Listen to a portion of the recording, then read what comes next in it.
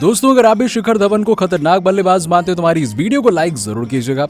दोस्तों, वेस्टइंडीज के खिलाफ लगातार उन्हीं के घर में दूसरी सीरीज क्लीन स्वीप करने के लिए भारतीय टीम अंतिम मुकाबले से पहले अभ्यास मुकाबला खेलने के लिए उतरी, जहां अंतिम गेंद पर भारतीय टीम ने रोमांच पैदा कर दिया। और आखिरकार इस रोमांचक मुकाबले की क्या है रोंगटे खड़े कर देने वाली हाइलाइट्स और मुकाबले की पूरी डिटेल को जानने के लिए वीडियो को पूरा एंड तक जरूर देखिएगा। लेकिन उससे पहले आप सभी को क्या लगता है कि विराट कोहली, शिखर धवन और रोहित शर्मा में कौन है बेहतरीन बल्लेबाज? इस बात का जवाब हमें नीचे कमेंट सेक्शन में जरूर दीजिएगा। दोस्तों, भारतीय टीम पहले 2 मुकाबले में जीत दर्ज करने के साथ अंतिम मुकाबले में क्लीन स्वीप के इरादे से तीसरे मुकाबले में उतरेगी, जहां भारतीय टीम लगातार दूसरी सीरीज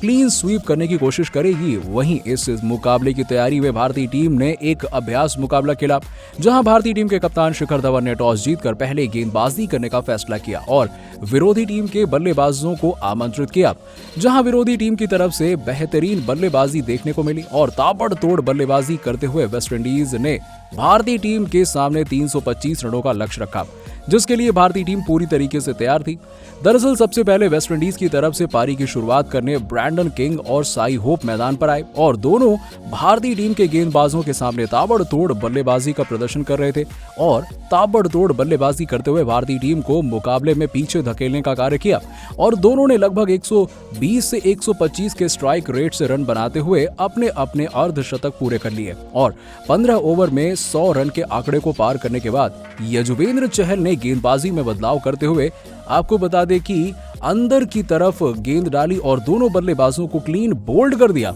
जिससे दोनों बल्लेबाज 51 और 55 रन के स्कोर पर आउट हो गए। और इसके बाद बल्लेबाजी करने आए कायल मेयर और उनको पहली ही गेंद पर मोहम्मद सिराज ने अपनी जबरदस्त यॉर्कर गेंद पर बिना खाता खोले एक क्लीन बोल्ड कर दिया, जिसके बाद बल्लेबाजी करने के लिए कप्तान निकोलस पूरन और रोमन पॉवेल मैदान पर आए और दोनों बल्लेबाज ताबड़तोड़ बल्लेबाजी करते हुए दिखाई दे रहे थे। और जिस तरीके से दोनों बल्लेबाजों की खतरनाक बल्लेबाजी देखने को मिली, उसे देख लगने लगा कि भारतीय टीम मुकाबले में लगभग हार सकती है। और दोनों ही बल्लेबाजों ने 53 और 58 गेंदों पर क्रमशः बढ़िया तरीके से अपना अर्धशतक पूरा कर लिया और वहीं दोनों बल्लेबाजों का शतक भी देखने को मिल गया, जिसमें 48वें और 49वें ओवर में दोनों ही बल्लेबाजों ने अपना शतक पूरा कर लिया। तो वहीं दोनों ही बल्लेबाजों की नाबाद 105 और 111 रनों की शतकीय पारी की बदौलत भारतीय टीम के सामने वेस्टइंडीज ने 325 रनों का लक्ष्य दे दिया। भारतीय टीम के गेंदबाज बहुत ही ज्यादा बेबस नजर आए, लेकिन उसके बाद बल्लेबाजों की अग्नि परीक्षा देखने को मिल रही थी, जहां भारतीय टीम के कप्तान शिखर धवन और गिल ने पारी की शुरुआत करी, लेकिन पारी की पहली ही गेंद पर शुभमन गिल ने अपना विकेट गंवा दिया और जोसेफ ने भारतीय टीम को पहला झटका दे दिया। लेकिन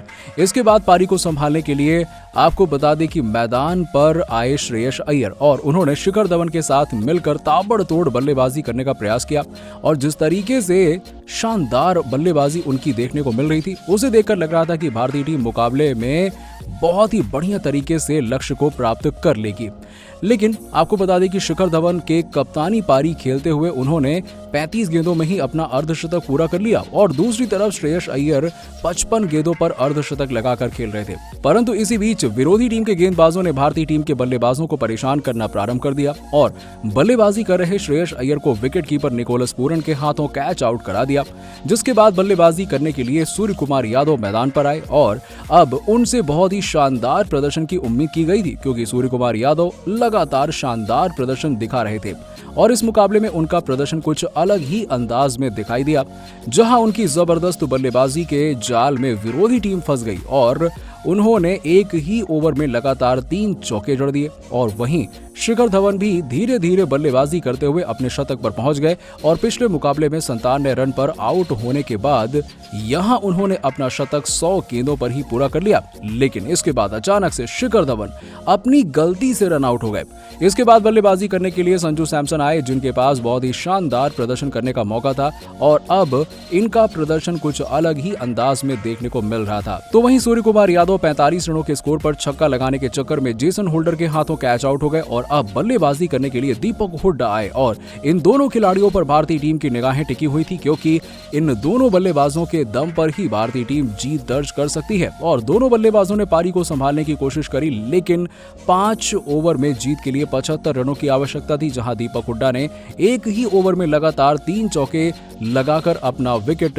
2 रन लेने के चक्कर में रन आउट होकर गंवा दिया। तो वहीं बल्लेबाजी करने अक्षर पटेल आए, लेकिन अभी भी 4 ओवर में जीत के लिए 60 रनों की आवश्यकता थी। लेकिन यहां पर संजू सैमसन का तूफान देखने को मिला, जिन्होंने एक ही ओवर में ताबड़तोड़ बल्लेबाजी करते हुए 2 छक्के और 2 चौके लगा दी और अब 3 ओवर में जीत के लिए 40 रनों की आवश्यकता थी। तो वहीं अक्षर पटेल ने 1 ओवर में 1 छक्का और 2 चौके लगा दिए और अपना विकेट जोसेफ की गेंद पर क्लीन बोल्ड होकर गंवा दिया, जिसके बाद बल्लेबाजी करने शार्दुल ठाकुर आए और अब जीत के लिए 24 रनों की आवश्यकता थी और संजू सैमसन ने लगातार 3 गेंदों पर 3 चौके जड़ दिए और वहीं अब अंतिम 3 गेंदों पर 12 रनों की आवश्यकता थी और अगली 2 गेंदों पर मात्र 1 छक्का आया और अंतिम गेंद पर जीत के लिए 1 छक्के की आवश्यकता थी। तो वहीं संजू सैमसन ने छक्का लगाकर भारतीय टीम को जीत ही नहीं दिलाई बल्कि अपना अर्धशतक भी जड़ लिया। उनके प्रदर्शन को देख भारतीय टीम बहुत ही ज्यादा खुश हो गई और इसे देख लगने लगा कि तीसरे मुकाबले में भारतीय टीम अवश्य जीत हासिल कर लेगी। तो दोस्तों, तीसरे मुकाबले में भारतीय टीम जीत हासिल कर पाएगी या फिर नहीं, इस बात का जवाब हमें नीचे कमेंट सेक्शन में जरूर दीजिएगा और ऐसी ही खबरों के लिए सब्सक्राइब कीजिए हमारे यूट्यूब चैनल को। धन्यवाद।